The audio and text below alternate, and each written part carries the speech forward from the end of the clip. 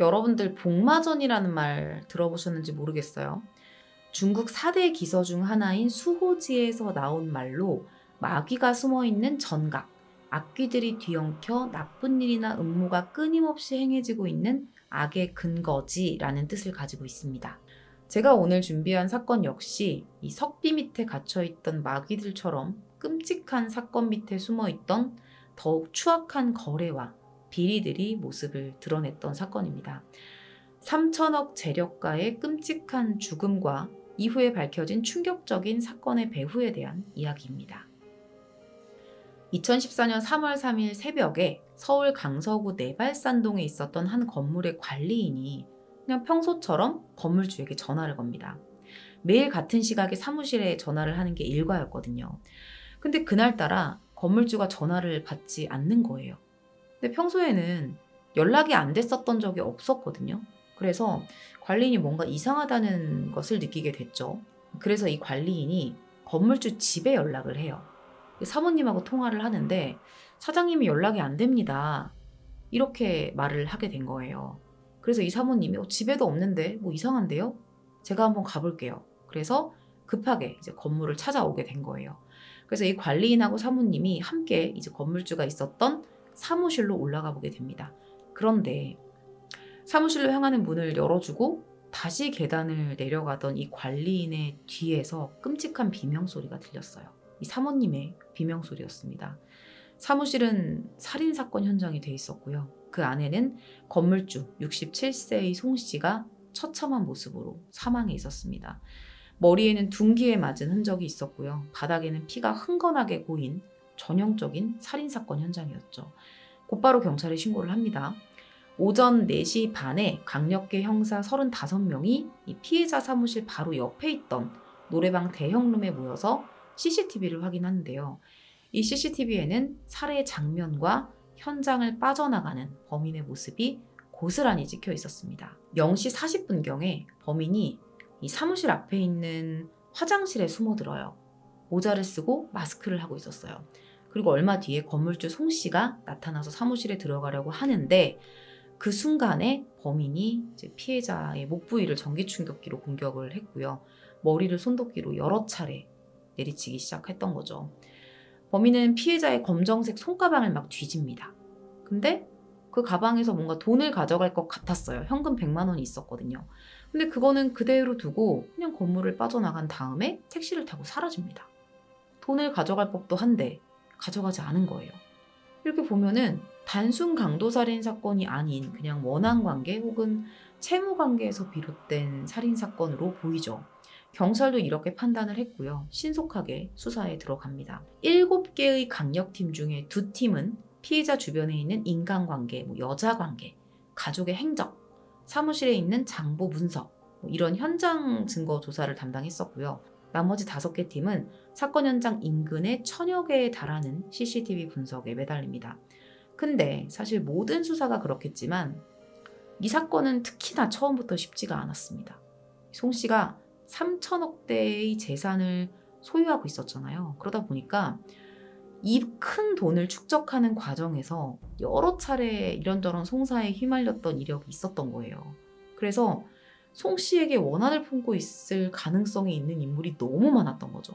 가족, 지인, 사업 파트너. 그러니까 송 씨하고 관계 있는 모든 사람들이 다 수사 대상에 오르게 된 겁니다. 한편 CCTV팀은 범인이 타고 간 택시를 찾는 데 총력을 다하고 있었어요. 서울 지역에 있는 택시 콜센터 7개 회사의 GPS 자료를 받아서 CCTV 화면에 나오는 모든 택시를 다 대조하고 비교합니다. 그리고 사건 발생 5일 만에 서울 영등포구 신세계백화점 앞에서 범인이 내리는 장면을 포착해요. 3천억대 자산가를 살해하고 도주한 범인은 도대체 누구였을까요? 지금 이 사진이 그 CCTV에 있는 화면 속의 범인이에요. 이 범인은 수사망을 따돌리려고 바쁘게 움직입니다. 범행 현장에서 서울 영등포구 신세계백화점, 그리고 다시 백화점에서 경기 부천시 송내역, 그리고 송내역에서 인천 연수구 청학동에 있는 아파트, 그리고 또 움직여요. 아파트에서 인천 연수구에 있는 한 성당, 이렇게 4차례를 움직이는데 그때마다 택시를 갈아타면서 도주합니다. 결국에는 경찰이 마지막으로 내린 성당 주변 반경 5km 내에 있는 모든 CCTV를 보면서 이틀 동안 범인을 쫓습니다. 그러다가 수상한 검은 그림자가 찜질방 쪽으로 이동하는 걸 발견해요. 근데 걸음걸이가 조금 이상해요. 엉덩이가 툭 튀어나온 채 걷는 안짱다리의 걸음걸이였던 거죠. 이게 범인의 특징적인 걸음걸이였는데 이걸 보고 범인이라는 걸 알게 된 겁니다. 경찰이 찜질방 직원들에게 CCTV를 보여줍니다. 그랬더니 이 사람 짝퉁 가방 파는 사람인데? 이런 말을 하면서 이 범인의 휴대전화 번호까지 알려주는 거예요. 경찰이 이를 토대로 신원을 조회한 결과 범인의 정체는 44살 팽씨로 드러납니다. 16일 동안 CCTV 2,000여 대, 택시는 무려 10만여 대, 이 10만여 대의 GPS 자료를 분석해서 얻어낸 성과였던 거예요. 대단하죠, 정말. 정말 많은 사람이 잠 한숨 못 자고 찾아낸 결과잖아요. 자, 이제 잡기만 하면 됩니다. 그런데 검거를 하려고 팽씨의 소재지 파악에 나섰던 경찰이 당황하기 시작해요. 왜냐면 팽씨가 범행을 저지르고 3일 만에 중국으로 도주한 거예요. 중국의 칭다오로 도주를 합니다. 곧바로 경찰은 인터폴에 팽씨에 대한 적색 수배를 요청하고 중국 공안과의 공조 수사를 진행합니다. 어떻게 됐을까요? 잡혔을까요? 여기서도 팽씨는 중국의 여러 도시들을 거치면서 계속 도주를 합니다. 그래서 추적만 2달을 하거든요. 결국에는 체포해요. 계속 도주하면 본인 생각에는 안 잡힐 거라고 생각을 했었나 봐요. 나름의 전략이었겠죠. 이후에 팽씨의 신병을 국내로 인도받는 데만 약 1달의 시간이 걸렸고요. 6월 24일에 팽씨는 살인범으로 한국에 돌아오게 됩니다. 팽씨는 자신의 범행을 순순하게 인정했어요. 그렇게 미제가 될 뻔했는데 사건을 해결하는 것처럼 보였죠. 근데 경찰이 뭔가 찝찝한 거예요. 뭔가 이 찝찝한 느낌을 지울 수가 없었던 거예요. 왜냐면 조사를 해보니까 이 사망한 피해자, 이 자산가와 팽씨가 일면식도 없는 사이였던 거예요. 팽씨에게서 도저히 이 자산가를 죽일 만한 범행 동기를 찾지 못했던 겁니다. 돈도 안 가져갈 건데 피해자가 올 때까지 굳이 기다렸다가 죽였다? 이상하죠. 살인 자체를 즐기는 사이코패스였을까요? 팽씨 스스로도 뚜렷한 동기를 말하지 못합니다. 그래서 경찰이 계속 추궁을 해요. 그리고 마침내 입을 열면서 충격적인 말을 털어놓게 됩니다. 자신의 범행이 누군가의 청부에 의한 것이었고 그 살인 교사범이 따로 있다는 거죠. 근데 그 살인 교사범의 정체가 드러나면서 모두가 놀라지 않을 수 없었습니다. 살인 교사범의 정체가 현직 서울시의원 김형식이라는 거죠. 경찰은 통신자료 및 금융계좌 등에 대한 압수수색을 진행했고요. 팽씨의 범행 전후에 아내, 지인들과 나눴던 카톡 문자 메시지 이런 것들을 통해서 김형식이 청부했었던 사실, 그리고 김형식과 팽씨가 10년지기 절친이라는 사실까지 밝혀냅니다. 당연히 같은 날 김형식도 이렇게 체포가 됐고요. 김형식은 억울함을 호소하면서 탈당서를 제출을 하기는 했는데요. 의원직은 사퇴하지 않은 상태로 수사에 응합니다. 결국에 열흘간의 수사 끝에 서울 강서경찰서는 김형식에게 살인교사죄, 그리고 팽씨에게는 살인죄를 적용해서 서울 남부지검으로 이 사건을 넘깁니다. 강서구 지역에서 되게 전도유망했던 사람이었거든요. 근데 왜 이렇게 끔찍한 범행을 저질렀던 걸까요? 우선은 피해자 송씨와 김형식 이 둘 사이에 어떤 일이 있었는지를 좀 알아봐야겠죠. 김씨는 98년 강서구 국회의원의 인턴 보좌관을 거쳐서 2001년에 정식 보좌관으로 정치에 입문합니다. 당시에는 경험도 부족하고 나이가 좀 어려서 여의도와 지역구를 오가는 말단 보좌관으로 있었어요. 그러니까 보통 하는 일은 심부름을 담당했었다고 합니다. 피해자 송 씨와의 만남도 이때 이루어졌는데 당시에 송 씨는 그냥 김 씨가 국회의원 심부름하는 사람 이 정도로 여겼다고 해요. 그런데 2010년에 이 김 씨가 시의원에 당선이 되거든요. 그 직후부터 이 두 사람이 본격적인 파트너 관계로 발전을 하게 됩니다. 그러면 이 두 사람을 이어주는 매개체가 뭐였을까요? 뭔가 매개체가 있었을 거 아니에요. 파트너가 됐다는 거는. 그건 바로 부동산이었어요. 서울시의회에 입성한 김 씨가 도시관리계획위원회에 배속이 됐던 거죠. 그러다 보니까 도시개발 분야에서 상당한 영향력을 행사할 수 있는 위치에 가게 된 거예요. 재개발에 대한 것도 그랬었고요. 당시에 피의자 송 씨는 강서구청 사거리에 있는 14층짜리 관광 호텔, 그리고 발산역 주변에 있는 건물 4개, 이런 것들을 포함해서 부동산만 3천억 원대를 소유하고 있었습니다. 완전 갑부였어요. 당연히 자신이 소유하던 그 부동산 개발에 관심이 많았죠. 자, 이 송 씨의 건물이 있었던 발산역 인근은요, 용도가 일반 주거지역으로 돼 있습니다. 이거를 상업지역으로 용도 변경을 하게 되면 땅의 가치가 올라가요. 약 1,200억 원의 부동산 가치 상승을 기대할 수 있었죠. 그런데 이 토지의 용도 변경이라는 거는 정부나 지자체의 정책에 의해서만 바뀌어요. 그런데 이 도시관리계획의 수립, 결정, 변경 절차, 이게 굉장히 까다롭거든요. 개인이 용도 지역의 변경에 참여할 수 있는 방법이 있다면 그냥 해당 시군에서 도시관리계획을 수립할 때 의견을 제시하는 정도, 이 정도로 한정이 됩니다. 개인이 이걸 바꾼다는 건 사실상 불가능했던 거죠. 때문에 이 송 씨에게는 김 의원의 영향력이 필요했을 거고요. 김 의원은 송 씨의 재력이 필요했던 거죠. 두 사람 입장에서는 아주 좋은 파트너였을 겁니다. 송 씨는 김 의원에게 수시로 향응을 대접하거나 거액의 돈을 빌려줍니다. 김 의원 스스로도 송 씨는 나의 스폰서였다라고 진술을 했어요. 2010년 10월부터 이듬해 12월까지 이 송 씨가 김 의원에게 건넨 돈이 5억 2천만 원에 달했고요. 또 접대 비용도 7천만 원에 이르렀습니다. 이런 사실이 어디 적혀 있었냐면 이 송 씨가 자기가 만났던 사람들, 그리고 이 사람들한테 지출했던 어떤 금품 내역들을 다 하나씩 기록을 했었대요. 메일 기록부라는 장부가 있었는데 여기다가 다 꼼꼼하게 기록을 해놨었던 거예요. 거의 6억 가까이 받은 거나 마찬가지인 거죠. 송 씨에게 이렇게 받은 게 있으니 김 의원도 보답을 합니다. 일반 주거지역에 짓는 관광호텔의 용적률 완화 혜택을 없애는 내용의 조례안을 발의했던 거예요.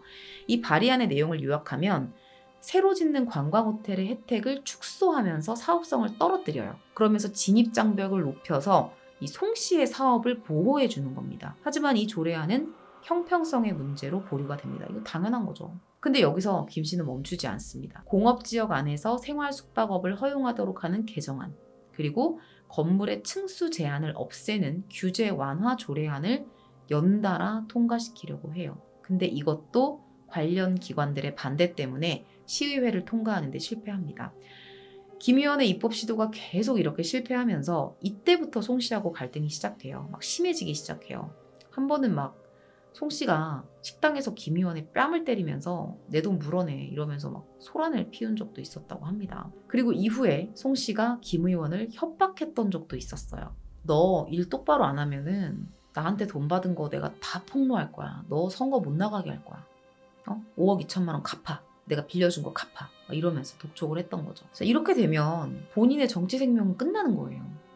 결국에는 그 불안감에 시달리다가 너무나도 잘못된 선택을 하게 됐었던 거죠. 송 씨를 제거할 마음을 먹었었던 이 김 의원이 10년지기 친구 팽 씨에게 연락을 해서 살인 청부를 합니다.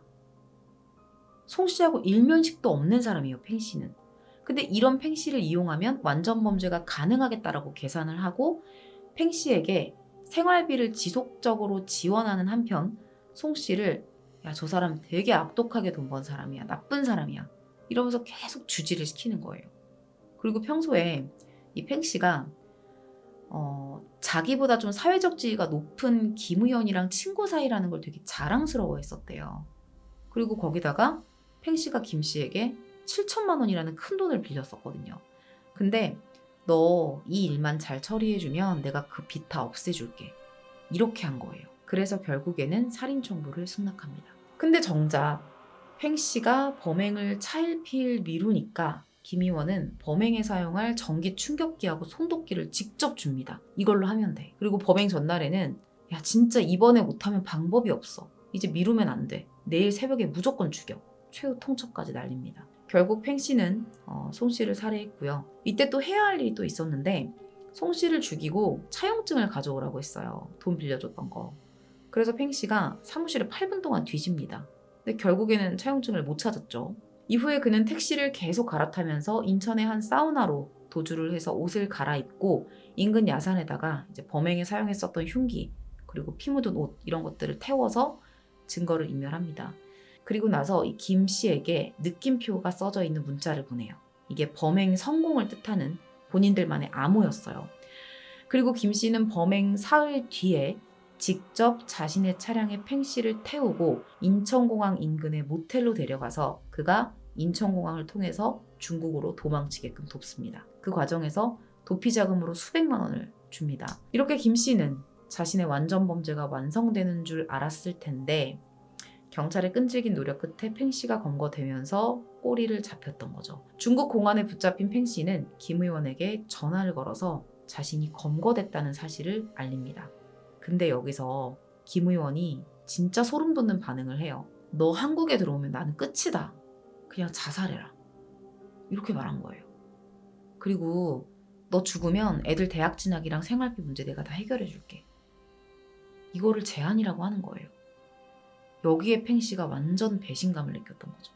그래서 한국으로 돌아오자마자 경찰과 검찰에 범행 일체 그리고 김 의원의 살인교사 사실을 자백해버린 거예요. 2014년 10월 27일 국민참여재판으로 진행된 1심은 김 의원에게 만장일치로 유죄 판결을 내리고 무기징역을 선고합니다. 이듬해 서울고등법원에서 열린 항소심에서도 1심과 같은 무기징역을 선고받았었는데요. 항소심 재판부는 피고인의 살인교사 혐의가 인정된다. 그럼에도 법정에서까지 친구에게 책임을 떠넘기는 등 개전의 정이 없고 유족이 엄벌을 탄원하고 있다. 이런 판결의 이유를 밝혔습니다. 유죄가 선고되고 나서 김영식은 막 울기 시작해요. 난 정말 아무것도 몰라요. 아무것도 안 했어요. 난 팽씨에게 돈을 준 적도 없습니다. 이러면서 막 탁자를 붙잡고 막 법정을 안 나가려고 버티는 거예요. 결국에는 그러다가 경위들에게 질질질 끌려나갔죠. 대법원에서도 원심을 확정하면서 김영식은 법정 구속됩니다. 현재도 감옥에서 수감 중이에요. 팽 씨는 1심에서 징역 25년을 선고받았었는데요. 항소심에서 잘못을 뉘우치고 사건의 실체적 발견에 협조했다면서 징역 20년으로 감형됩니다. 그렇게 사건은 일단락됐어요. 피해자 송 씨는 정재계 다방면으로 뇌물을 뿌리고 서술하지 못한 여러 부정한 방법도 서슴지 않으면서 재산을 그동안 차곡차곡 늘렸습니다. 이미 수천억 대의 자산가가 됐음에도 3천억이면 엄청난 돈이잖아요. 그런데도 시의원과의 커넥션을 통해서 끝없는 욕망을 추구하다가 비극적인 최후를 맞게 됐죠. 그리고 김영식은 자신의 정치적인 야망을 채우기 위해서 지역의 현안보다는 스폰서들과 본인의 이익을 챙기는 데 급급하다가 끝내 돌아오지 못할 선택을 하고 말았습니다. 적지 않게 이런 모든 일들이 누군가의 야망과 욕심, 이기심에 의해서 벌어지고 있는 게 현실이라는 게 어느 정도 알고는 있었지만 그 실체를 이렇게 보니까 더 씁쓸해지더라고요. 그 자리에 왜 올라가서 앉아있는지를 좀 다들 생각하면서 살았으면 좋겠습니다. 본인 배불리라고 있는 자리가 아니잖아요. 두 악인의 만남, 탐욕이 뒤엉킨 복마전은 그렇게 모두를 파멸로 빠뜨린 채 끝이 나고 말았습니다. 오늘 준비한 강서구 죄력가 살인사건은 여기까지입니다. 긴 시간 시청해주셔서 감사합니다.